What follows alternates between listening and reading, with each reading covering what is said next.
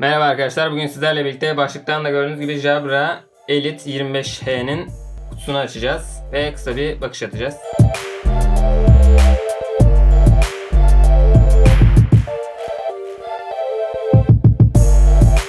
Kutusu Jabra'nın renkleriyle genelde çevrilmiş, sarı ve siyah. Kulaklığın kendisi de siyah, şu kenarları metal, onu birazdan göreceğiz zaten.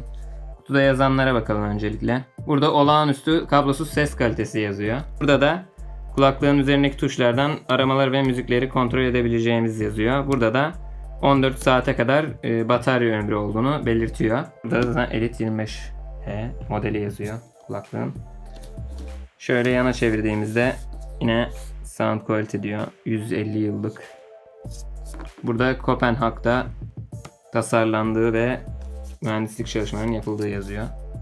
Buraya geldiğimizde yine az önce önde gördüğümüz 12 güne kadar kullanmadan bırakabiliyorsunuz. Şarjı bitmiyormuş 12 güne kadar.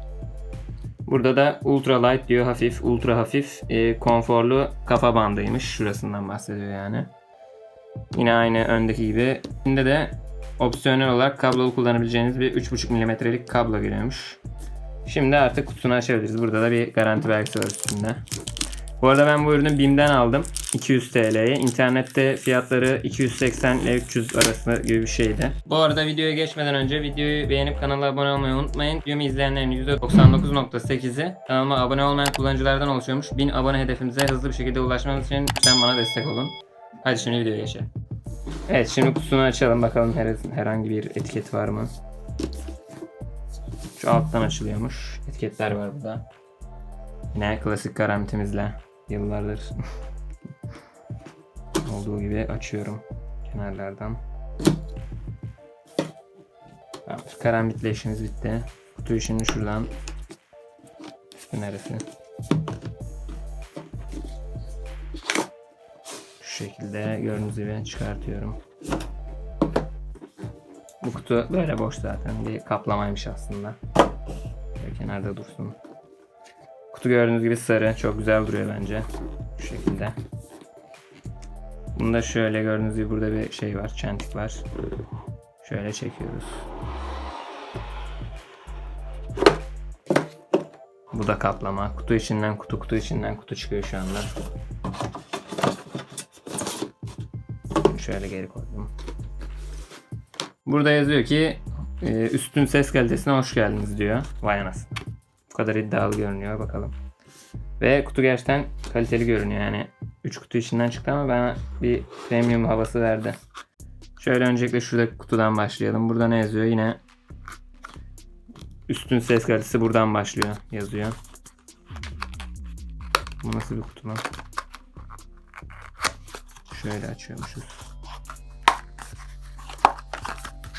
Şurada bir Quick Start Guide var. Burada kablolu bir şekilde kullanabileceğimiz 3.5 mm'lik jack girişi ve çıkışı. Burada gördüğünüz gibi iki çentikli var. Yani onun nedeni şu, çünkü mikrofon kulaklığın üstünde ve kabloda değil. O yüzden. Bu kulaklıkta tek sevmediğim şey micro USB kablo olması. Type-C değil. Şu şekilde gördüğünüz gibi. Tek kötü yanı o. Kablosu da uzun ve yani çok standart bir kablo aslında. Çok kaliteli bir kablo gibi görünmüyor ama güzel. Uzun yani boyutu. Bunu geri koyuyorum. Şöyle kulaklığımız gördüğünüz gibi. Üst tarafı bezmiş. Kutuda sanki deri gibi görünüyordu. Şu kısım bezmiş. Bezmiş artık.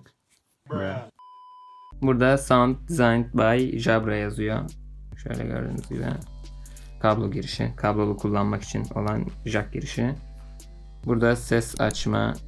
Bu ortadaki de durdurma falan sanırım. Onun için tuş. Burada da ses kısma tuşu. Bu kauçuktan yapılmış tuşlar. Plastik değil, sert değil yani.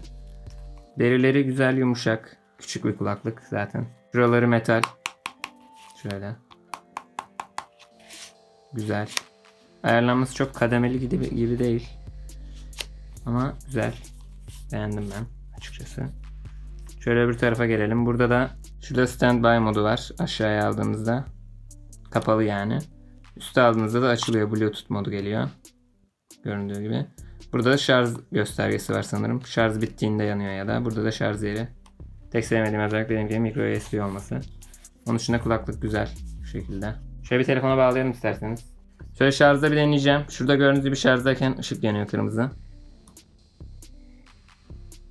Şöyle bir... Evet bakın açıldı. Mavi ışık yanıyor gördüğünüz gibi. Jabra Elite 25E yazıyor burada. Şurada gördüğünüz gibi.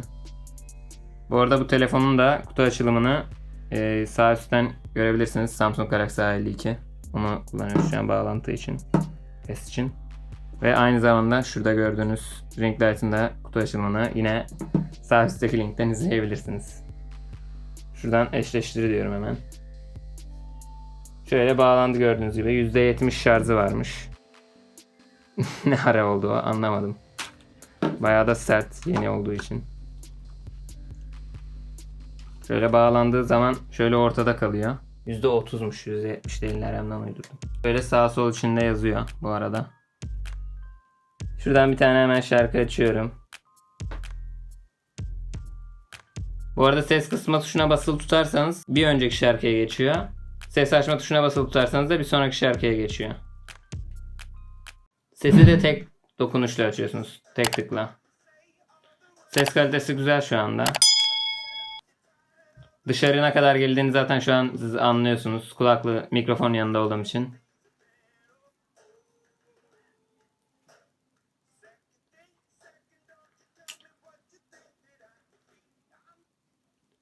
Ses kalitesi gayet güzel. Benim kafama şu şekilde oturdu. Biraz sıktı. Belki daha yeni açılmadığı içindir muhtemelen. Bu videomuz bu şekildeydi. Videoyu beğenip kanala abone olmayı unutmayın. Bir sonraki videoda görüşmek üzere. Hoşçakalın.